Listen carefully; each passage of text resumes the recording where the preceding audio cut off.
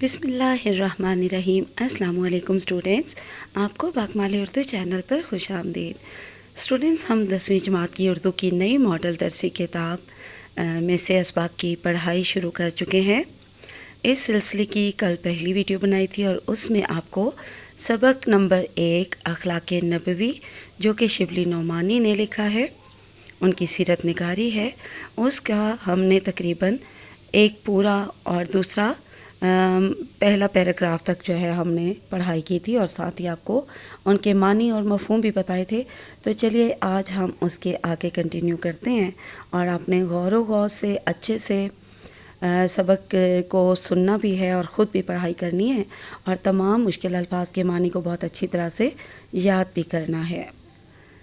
سبق کو اچھی طرح سے سننے اور اس کے الفاظ معنی یاد کر لینے سے اور اس کے مفہوم اور وضاحت کو سمجھ لینے سے آپ کو فیڈرل بورڈ میں اسباق سے متعلق جو 2 سوال آتے ہیں، لازمی سوال، وہ اچھی طرح سے اٹیمپٹ کرنے آ جائیں گے۔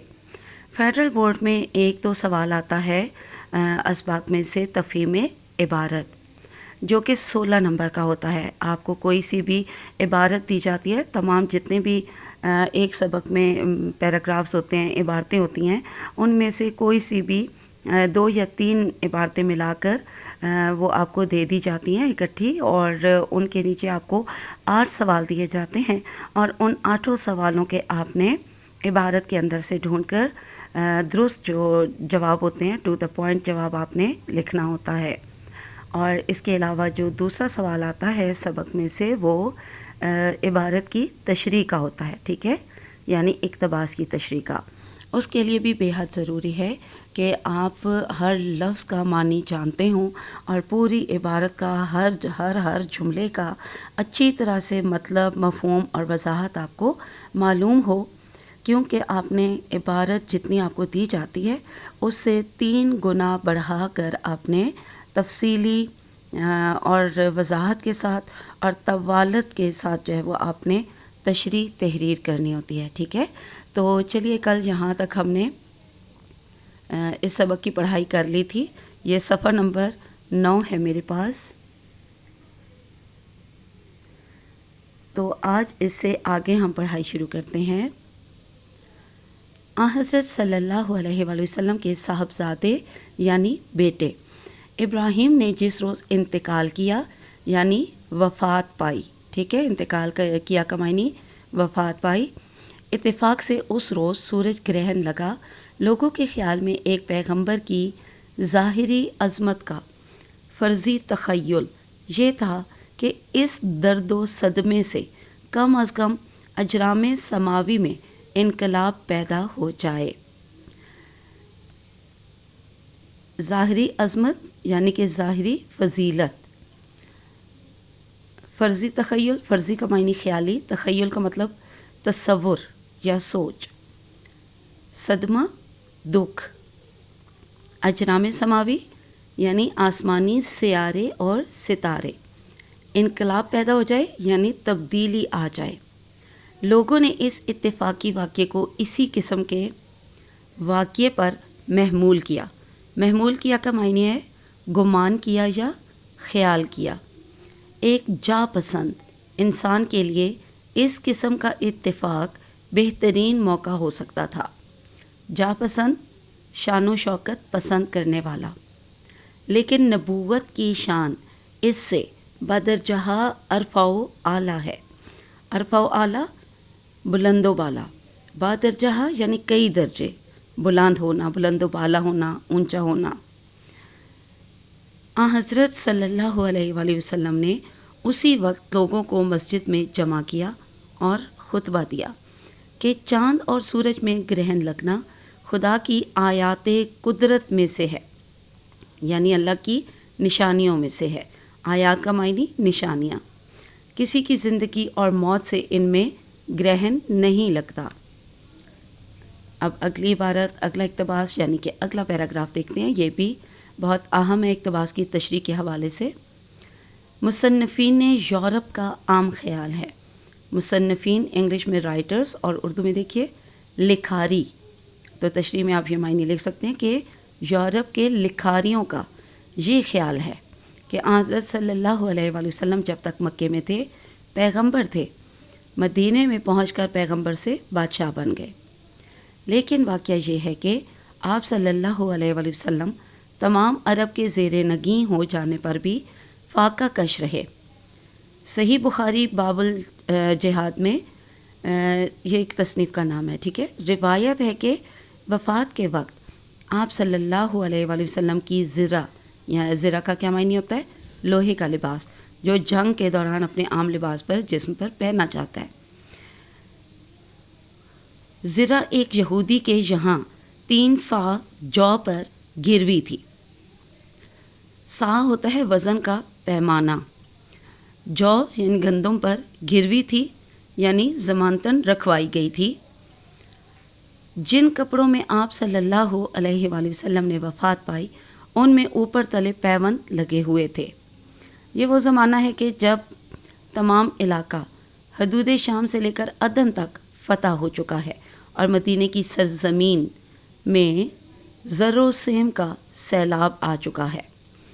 زر سونے کو کہتے ہیں اور سیم چاندی، سونا چاندی اس کا معنی ہے، اور یا پھر آپ مال و دولت لکھ سکتے ہیں۔ زر و سیم کا سیلاب آ چکا ہے یعنی کہ مال و دولت عام ہو چکی تھی۔ حضرت انس رضی اللہ تعالیٰ عنہ کا بیان ہے کہ ایک دفعہ حضرت صلی اللہ علیہ وآلہ وسلم میرے مکان پر تشریف لائے اور پینے کو پانی مانگا۔ میں نے بکری کا دودھ پیش کیا۔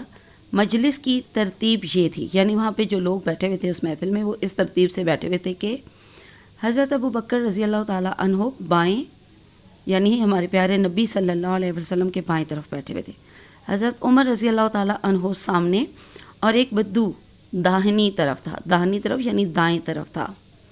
آپ صلی اللہ علیہ وآلہ وسلم نے پی لیا تو حضرت عمر رضی اللہ تعالیٰ عنہ نے حضرت ابو بکر صدیق رضی اللہ تعالیٰ عنہ کی طرف اشارہ کیا، یعنی بقیہ یعنی باقی بچ جانے والا، ان کو عنایت ہو، یعنی ان کو پیش کیا جائے، ان کو دے دیا جائے۔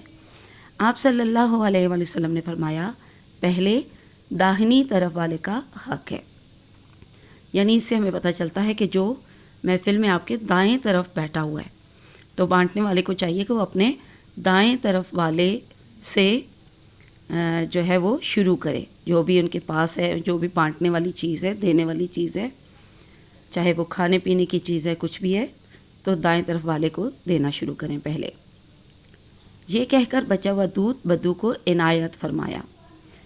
قریش اپنے فخر و امتیاز کے لیے، یعنی اپنے غرور کے لیے، اپنی شان و شوکت کے لیے، اپنے آپ کو نمایاں کرنے کے لیے مزدلفہ میں قیام کرتے تھے، یعنی ٹھہرتے تھے، لیکن حضرت صلی اللہ علیہ وآلہ وسلم نے اس تفریق کو کبھی پسند نہ فرمایا۔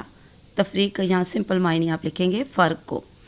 بعثت سے پہلے اور بعثت کے بعد بھی، یعنی نبوت سے پہلے، نبوت مل جانے سے پہلے اور نبوت مل جانے کے بعد بھی ہمیشہ عام لوگوں کے ساتھ مقام کرتے تھے، یعنی کہ ٹھہرتے تھے، قیام کرتے تھے۔ علاوہ ازیں یعنی اس کے علاوہ یہ بھی گوارا نہ تھا، یعنی یہ بھی پسند نہ تھا، یہ بھی اچھا نہ لگتا تھا کہ وہیں خاص طور سے کوئی عمدہ جگہ دیکھ کر آپ صلی اللہ علیہ وآلہ وسلم کے لیے مخصوص کر دی جائے۔ عمدہ یعنی بہترین، سب سے اچھی، مخصوص کر دی جائے یعنی آپ کے لیے خاص کر دی جائے، آپ کے لیے مقرر کر دی جائے، اور وہاں سائے کے لیے کوئی چھپر ڈال دیا جائے۔ چھپر یعنی کہ عارضی چھت، یعنی گھاس پھوس سے بنی ہوئی چھت، تو یہاں پہ آپ اس کا معنی چھت کے معنوں میں لکھو گے۔ صحابہ کرام رضوان اللہ علیہم اجمعین نے یہ تجویز پیش کی تو فرمایا جو پہلے پہنچ جائے اسی کا مقام ہے، تو یہاں پر مقام کے معنی جو ہے وہ جگہ ہوگا۔ صحابہ رضوان اللہ علیہم جب سب مل کر کوئی کام کرتے تو ہمیشہ حضرت صلی اللہ علیہ وآلہ وسلم ان کے ساتھ شریک ہو جاتے، یعنی شامل ہو جاتے اور معمولی مزدور کی طرح کام انجام دیتے۔ مدینے میں آ کر سب سے پہلا کام مسجد نبی کی تعمیر تھی۔ اس مسجد اقدس کی تعمیر میں دیگر صحابہ رضوان اللہ تعالیٰ عنہم کی طرح خود حضرت صلی اللہ علیہ وآلہ وسلم بنفس نفیس شریک تھے۔ بنفس نفیس یعنی خود، اور اس کا معنی ہوگا بذات خود. ٹھیک ہے، بذات خود لکھیے گا اس کا معنی. خود اپنے دست مبارک سے اینٹ اٹھا اٹھا کر لاتے تھے. دست مبارک، دست کا معنی ہاتھ ہوتا ہے، یعنی اپنے مبارک ہاتھ سے. صحابہ رضوان اللہ تعالی اجمعین عرض کرتے تھے یعنی درخواست کرتے تھے کہ ہماری جانیں قربان، آپ صلی اللہ علیہ وسلم کیوں زحمت فرماتے ہیں، یعنی کیوں تکلیف کرتے ہیں، لیکن آپ صلی اللہ علیہ وسلم اپنے فرض سے باز نہ آئے، یعنی نہ رکے. غزوہ احزاب کے موقع پر بھی جب تمام صحابہ رضوان اللہ اجمعین مدینے کے چاروں طرف خندق کھود رہے تھے، آپ صلی اللہ علیہ وسلم بھی ایک ادنا مزدور، ادنا یعنی معمولی، عام مزدور کی طرح، ایک عام شخص کی طرح، ایک معمولی مزدور کی طرح کام کر رہے تھے. یہاں تک کہ شکم مبارک پر مٹی اور خاک کی تہ جم گئی. یعنی شکم کا معنی کیا ہے؟ پیٹ. یعنی آپ کے اوپر، آپ کے جسم پر، آپ کے پیٹ پر مٹی اور خاک جو ہے وہ اس کی تہ جم گئی تھی، یعنی کہ آپ گرد و غبار میں اٹ گئے تھے. تو چلیے یہاں تک آج کے لیے کافی ہے.